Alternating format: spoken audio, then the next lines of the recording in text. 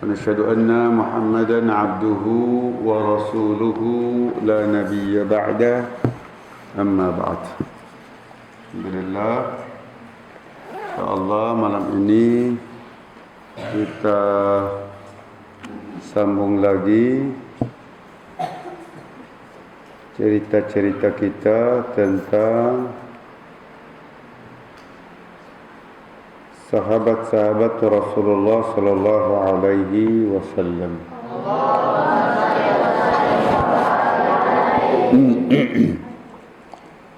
نحن في الجمعة الماضية كنا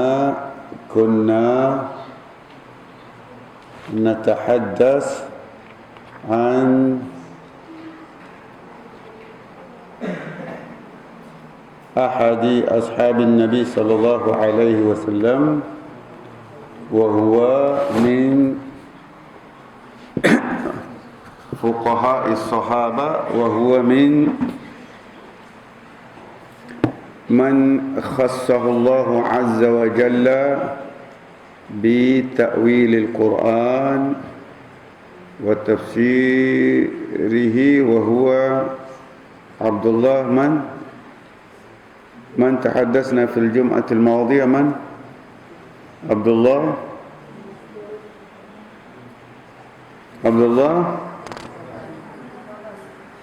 ابن عباس. فتح الله عليك. تسبut فتح الله عليك. فتح الله عليك. فتح الله عليك. Jadi salah satu usaha Abdullah ibn Abbas ini untuk mendapatkan ridha gurunya, muallimnya, syekhnya, yaitu Rasulullah sallallahu alaihi wasallam, adalah dengan berusaha untuk selalu berkhidmah, untuk selalu siap ketika baginda sallallahu alaihi wasallam memerlukan sesuatu. Sehingga baginda sangat sayang dengan Abdullah ibnu Abbas. Satu ketika, karena sayangnya Rasul sama Abdullah ibnu Abbas ini, ketika Rasul sallallahu alaihi wasallam hendak melaksanakan salat, maka Rasul sallallahu alaihi wasallam meminta Abdullah ibnu Abbas untuk berdiri di sampingnya, bukan di belakangnya tapi di sampingnya, berdiri di sampingnya. Tapi kata Abdullah ibnu Abbas, fa waqaftu khalfahu. Waqafa ini bisa bermaksud berhenti, bisa bermaksud berdiri. Kalau disebut kif hunak, kamu berhenti di situ. Kif hunak, atau kamu berdiri di situ. Kif. Maka dalam Quran ada istilah waqaf, tempat untuk berhenti. Ada istilah waqaf, harta yang berhenti di dunia untuk mendapatkan amal yang terus menerus. Falamma intahatis salatu mala alayhi wa qala. Falamma intahatis salat, ketika salat itu berakhir, maka Rasul sallallahu alaihi wasallam berpaling ke arah saya.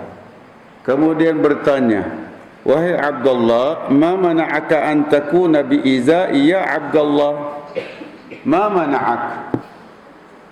Apa yang menghalangimu untuk berada di sampingku, wahai Abdullah?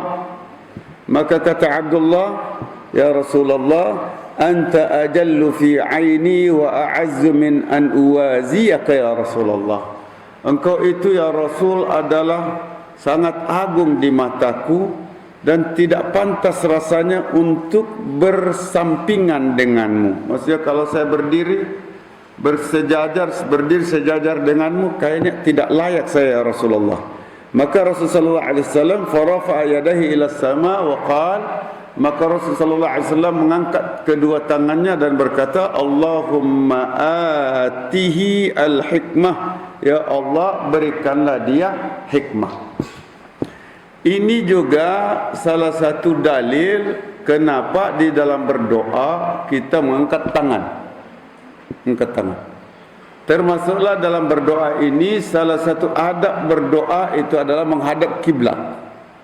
Mengangkat tangan menghadap kiblat, berdoa secara serius, insya-Allah Allah akan istijabah doa kita dalam segala waktu, semua waktu, semua waktu.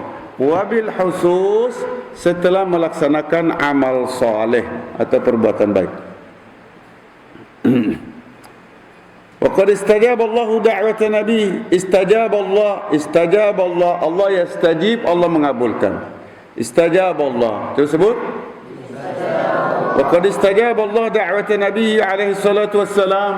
Allah Subhanahu wa taala istajaba, mengabulkan, istajaba da'wata nabi alaihi salatu wassalam. Fa'ata al-ghulam al-hashimi min al-hikmah. Ata, kalau ma makna ata? Lam ya'ti. Ma makna ata? Qad ata, sudah datang. Kalau a'ta, mendatangkan. Fa'ata, tapi kalau a'ta sama dengan a'mana yu'minu, a'mana yu'minu. Tapi kalau dua hamzah begini, maka hamzah satunya dirubah menjadi panjang. Jadilah amanar rasul. Sebenarnya itu a'manar rasul. Tapi amanar rasul, a'ta mendatangkan. Ata, tapi karena dua-dua ada hamzah, satu hamzahnya digabungkan ke dalamnya, kemudian dibuat garis panjang di atasnya, maka disebut ata, amanar rasul. Sebenarnya amana yu'minu, imanan. A'ta yu'ti i'taan, tapi kemudian dirubah ata yu'ti itaan. Fa'ata Allah, mendatangkan. Fa'ata al-gulam al-hashimiyya min al-hikmah ma faqa bihi asatin al-hukama. Maka Allah Subhanahu wa taala memberikan al-gulam al-hashimi, al-gulam al-hashimi min al-hikmah. Allah memberi keturunan dari Bani Hashim ini hikmah yang bisa mengalahkan para ahli hikmah yang hebat-hebat. Kenapa disebut Al-Hashimi ini? Al-Hashimi ini dia kembali kepada nama Muhammad ibnu Abdullah ibnu Abdul Muttalib ibnu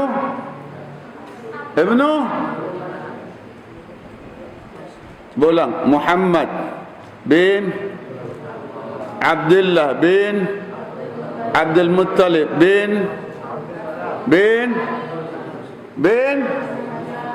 Hashim bin Abd Manaf bin Qusay bin Kilab bin Ka'ab bin Murrah bin Ghalib bin Fihr bin Kinana bin Khuzaimah bin Mudrika, sampai nanti bin Ma'ad bin Adnan. Dari Adnan ini orang bilang Adnan sampai ke Ismail itu tidak diketahui, tetapi diyakini bahwa Adnan adalah keturunan Ismail. Kenapa disebut Hashimi? Al-Hashimi, Al-Hashimi. Kenapa disebut Al-Hashimi? Karena dia dari Bani Hashim. Kenapa disebut Abdul Muttalib? Mana Abdun? Hamba. Kenapa disebut Abdul Muttalib? Hambanya Muttalib. Disebut sebagai hambanya Muhammad bin Abdullah bin Abdul Muttalib bin Hashim bin Abdi Manaf. Muhammad bin Abdullah bin Abdul Muttalib bin Hashim bin Abdi Manaf. Nanti kita cerita. Dia sebenarnya bukan hamba itu, tetapi waktu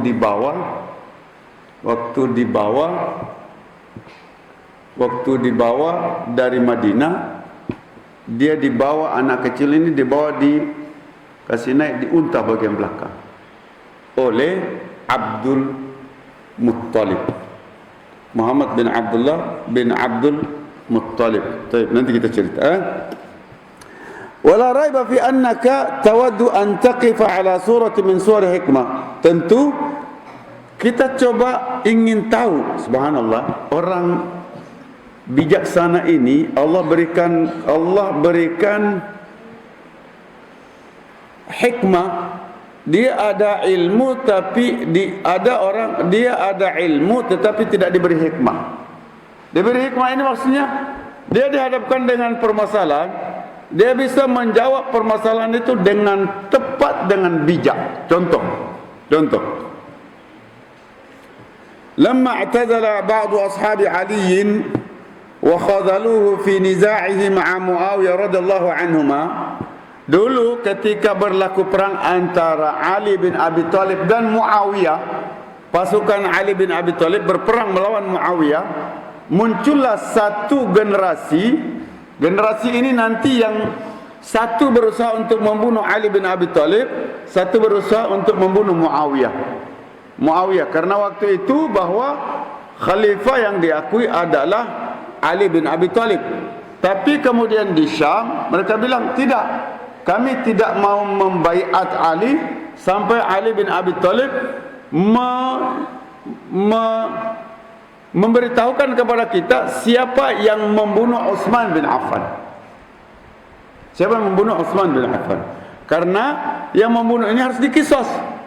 Kami tidak akan membaiat sebelum siapa yang membunuh ini diperlihatkan, dijelaskan. Maka kemudian nanti ada salah satu generasi, ada satu kelompok masyarakat yang menamakan diri Khawarij. Keluar dari Khawarij ini berusaha untuk membunuh Ali, berusaha untuk membunuh Muawiyah. Karena mereka berpendapat bahwa gara-gara dua tokoh ini umat Islam berperang. Maka mereka membuat satu kelompok namanya kelompok Khawarij. Mereka ini kemudian mereka ini tidak ingin bergabung dengan Ali bin Abi Thalib. Alasannya bahwa Ali ini sudah tidak benar. Maka Abdullah ibn Abbas dia izin kepada Ali radhiyallahu anhu, ya Ali, i'dzan li ya Amirul Mukminin an atiyal qauma wa ukallimuhum. Izinkan aku wahai Amirul Mukminin untuk saya datang kepada orang-orang Khawarij ini, nanti saya bicara dengan mereka. Kenapa mereka keluar dari jamaah? Saya akan bicara dengan mereka. Maka faqala inni atakhawwafu 'alaika minhum.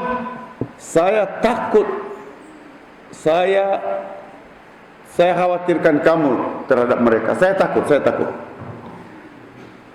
Maka kata Abdullah bin Abbas, kalla insyaallah jangan khawatir.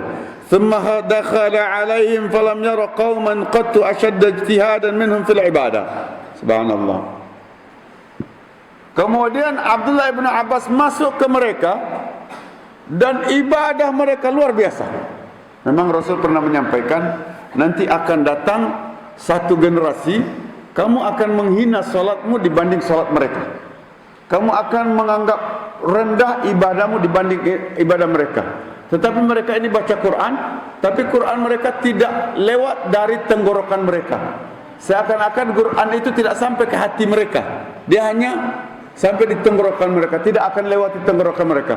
Kamu akan menghina ibadah kamu, saking dahsyatnya ibadah mereka. Tetapi mereka bisa keluar dari Islam gara-gara sikap dan keyakinan mereka yang parah. Maka mereka menyambut Abdullah bin Abbas, marhaban bika ya ibn Abbas, ma ja'a bik. Selamat datang wahai marhaban, marhaban. Marhaban bika ya Ibn Abbas. Masya Allah, jazakallah khair. Allah yaftah alaik wa yarda alaik. Masya Allah. Semoga Allah meridaimu, meridai kalian semua. Masya Allah. Luar biasa ini anak ini. Dia tahu kayaknya Ustaz ini sudah mau mati. Belum. Jangan doa-doa cepat mati ya. Saya selalu sampaikan untuk cerita mati jangan takut. Yang harus takut itu kalau hidup kita lebih banyak TikTok daripada tuk-tuk. Daripada taqwa, taqiyah, yatqa, lebih kita khawatirnya lebih banyak TikTok daripada taqwa. Taqwa. Masya Allah. Alhamdulillah. Ada min fadli Rabbina. Man min fadli Rabbina? Rahmat dari Allah, anugerah dari Allah melalui tangan hambanya. Baik. Faqala ba'duhum, faqala jitu uhaddithukum. Saya datang untuk ngobrol, untuk cerita, untuk debat dengan kalian. Jitu uhaddithukum. Faqala ba'duhum la tuhaddithu. Jangan ajak bicara. Jangan ajak bicara. Wa qala ba'duhum kul nasma' minka. Bilang, biar kami dengar apa yang kamu sampaikan. Faqala akhbiruni ma tankimuna ala ibni ammi Rasulillah wa zawji ibnatihi. Coba kalian sampaikan, kenapa kalian dendam dengan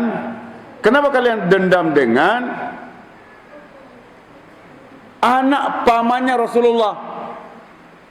Anak pamannya Rasulullah berarti Ali ini sepupunya Rasulullah.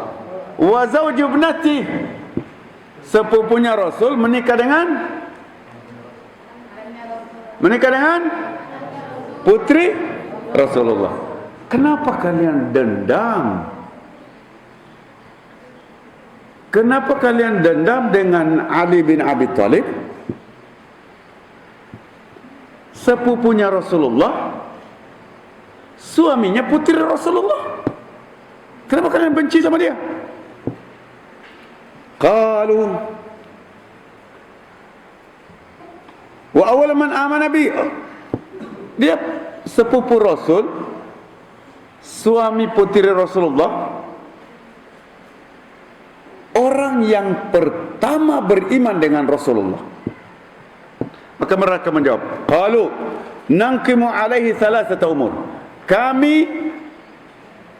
Kami intiqam, marah, kecewa dengan dia karena 3 perkara. 1, annahu hakkamar rijala fi dinillah, menjadikan yang memberikan keputusan hukum untuk urusan agama manusia. Sementara mereka bilang la hukma illa lillah. Hukum itu kalau untuk agama, hukum itu harus dari Allah, tidak boleh dari manusia. Ini Ali bin Abi Thalib menjadikan manusia sebagai yang memberi hukum. Ini nanti dibaca di dalam perang antara Ali dengan Muawiyah, yang kemudian nanti berhenti perang itu dengan keputusan dari Amr ibn al-As.